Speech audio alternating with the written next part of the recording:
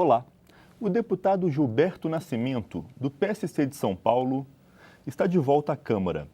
Futuro presidente da Frente Parlamentar de Gestão Pública, o parlamentar se interessa por diversos temas, como educação, transporte e imposto único. Ele apresentou também um projeto de lei que garante passe livre automático para idosos de todo o país. E é sobre a atuação do deputado que a gente conversa agora. Olá, deputado. Muito prazer, é uma alegria muito grande estar de volta aqui na nossa querida TV Câmara. Bem-vindo à Palavra Aberta também. Muito obrigado, Juliano. Deputado, como o senhor sabe, quando o deputado chega aqui, as expectativas muitas se frustram porque ele não consegue realizar tudo que o público ele mesmo gostaria. É preciso, muitas vezes, eleger alguns eixos prioritários, né?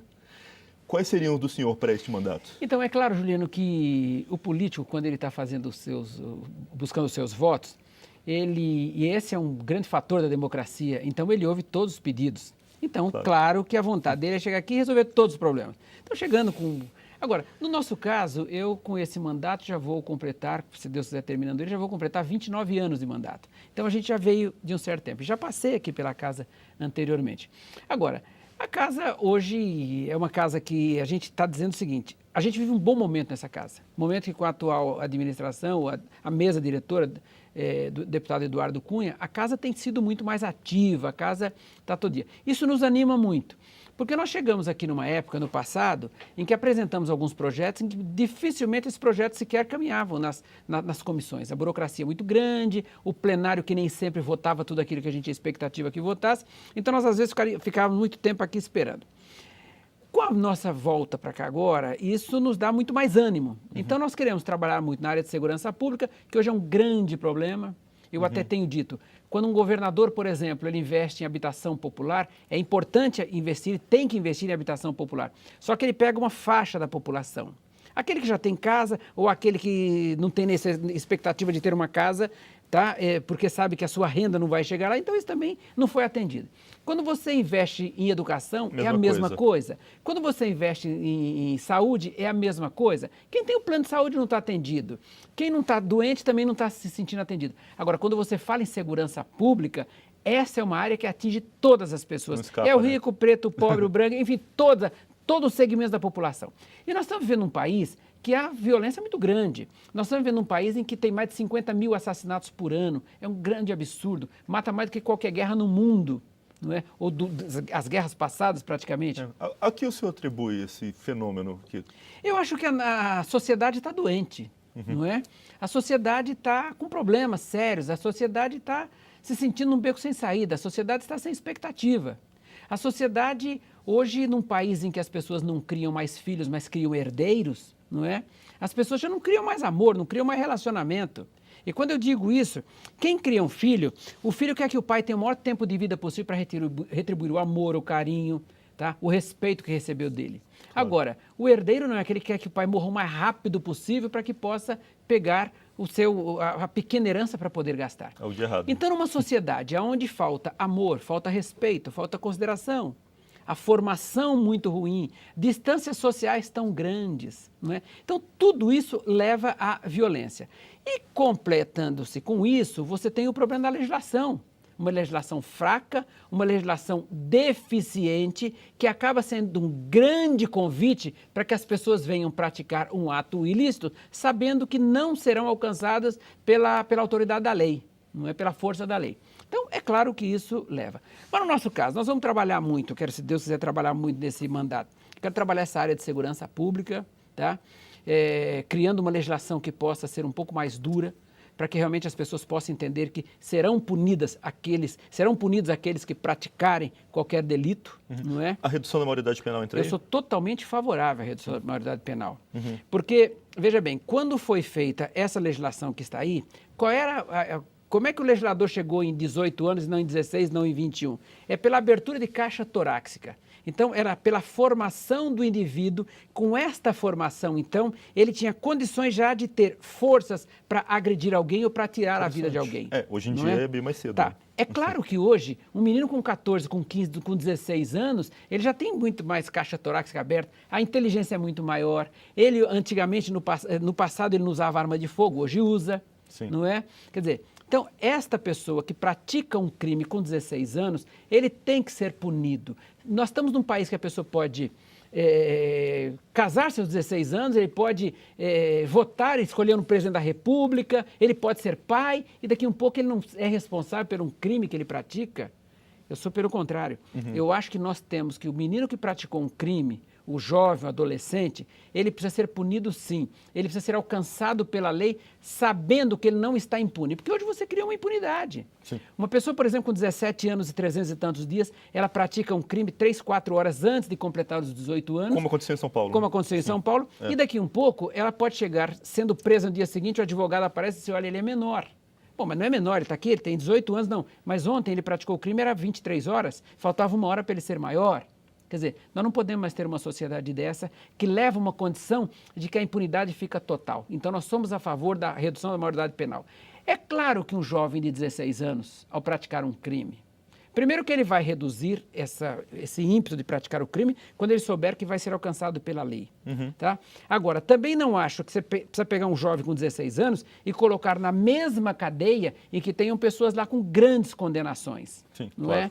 Até porque nós temos expectativa de ressocializar esse jovem ainda. Né? Então, eu vou trabalhar muito nessa coisa também da segurança pública, de legislação que possa ser mais clara. Porque hoje é o tal negócio. De um lado está o delegado, e eu digo isso com a tranquilidade de ser delegado de polícia, que diz o seguinte, olha, nós prendemos e a justiça solta. Mas por quê? Porque a legislação é falha. Sim.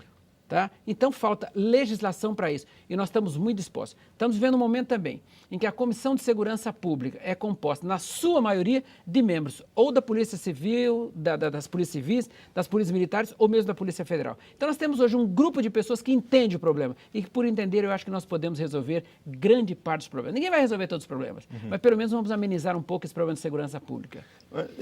Deputado, acho que parte do problema também é uma questão de gestão, tanto na segurança como nas outras áreas que o senhor citou, né? E o senhor vai comandar aqui a Frente Parlamentar da Gestão Pública, né? Quais são os planos, não só para a segurança? Gestão pública é um grande problema. Hoje, veja bem, a gestão pública ela é gerida exatamente com os impostos que nós pagamos. 1/3 da nossa vida, ou seja, de cada 24 horas que nós vivemos, uma parte dela nós dormimos, 8 horas nós dormimos. Outras 8 horas nós temos que trabalhar e parte dessas 8 horas, 1/3 das 8 horas, nós pagamos impostos. Então, de tudo aquilo que nós produzimos, 1/3, já passando de 1/3, é para pagamento de impostos.